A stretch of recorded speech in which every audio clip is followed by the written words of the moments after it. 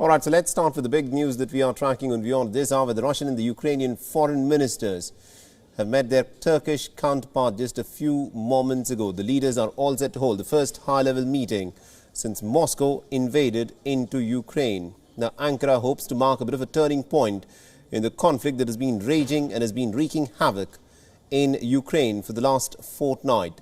These are the visuals of the foreign ministers of Russia and Ukraine who are meeting with the Turkish foreign minister there. Now remember, the two leaders, that is Sergei Lavrov and also Dmytro Kuleba, will be meeting in some time from now. The meeting, interestingly, is taking place in Turkey. Now, Turkey is also very interestingly poised as a nation that has close relations with Ukraine and also very friendly relations with Russia, despite being a member nation of the NATO military alliance.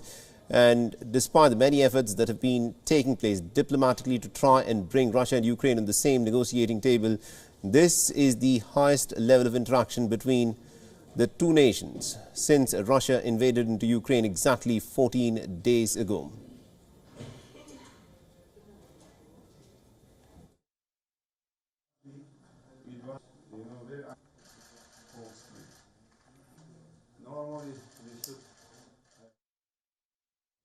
So if you're just joining us, this of course is the big story that we are tracking on WION at this hour, where delegations led by the foreign ministers of Ukraine and Russia are presently in Turkey.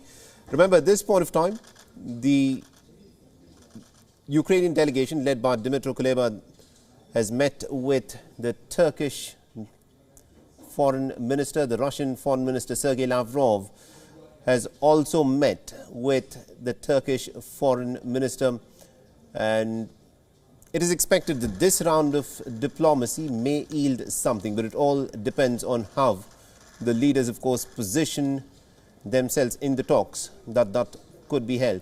And this of course, is a crucial first high-level meeting that is expected to take place. At this point of time, the Russian and the Ukrainian foreign ministers have only met with the Turkish foreign minister separately. The two have not come face-to-face so far. And these are visuals that have come in from Turkey, where this is the fresh round of diplomacy, and it is being hoped that some breakthrough is, of course, found.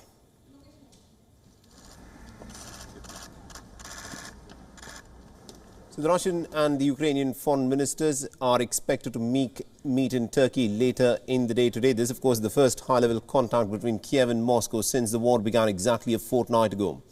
The Turkish President Recep Tayyip Erdogan, who has pushed for Turkey to play a bigger role in mediation efforts, has expressed hope that these talks can help bring about a ceasefire that is lasting and in some ways is binding on both the parties. Now, Dmytro Kuleba has been joined by the Turkish foreign minister. Turkey is, of course, very keen on maintaining strong relations with both sides despite the conflict. Remember, Turkey is very interestingly poised. It has close relations with Ukraine. It also has some very good relations with Russia. And also it is a part of the NATO military alliance. And therefore, it is very interesting that this meeting between the foreign ministers is expected to take place in Turkey. So far, both Russia and Ukraine have engaged in multiple meetings, though the issues that have been discussed have been largely devoted to humanitarian efforts. While Ukraine has sent senior officials, Moscow, for its part, has not sent any ministers for the peace talks.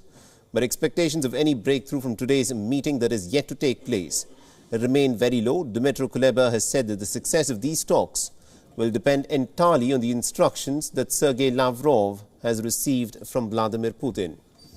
However, leading up to this meeting, both sides have also, remember, visibly softened their public positions.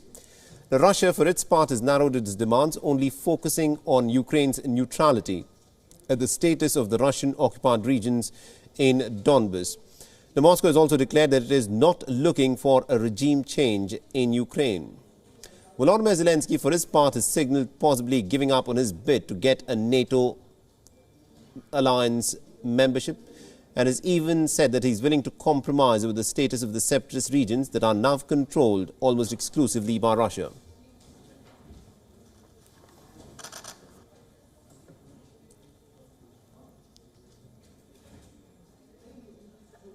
WION is now available in your country. Download the app now and get all the news on the move.